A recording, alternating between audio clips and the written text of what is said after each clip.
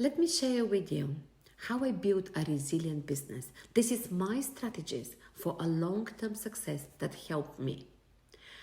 Number one, foster a culture of adaptability and continuous learning.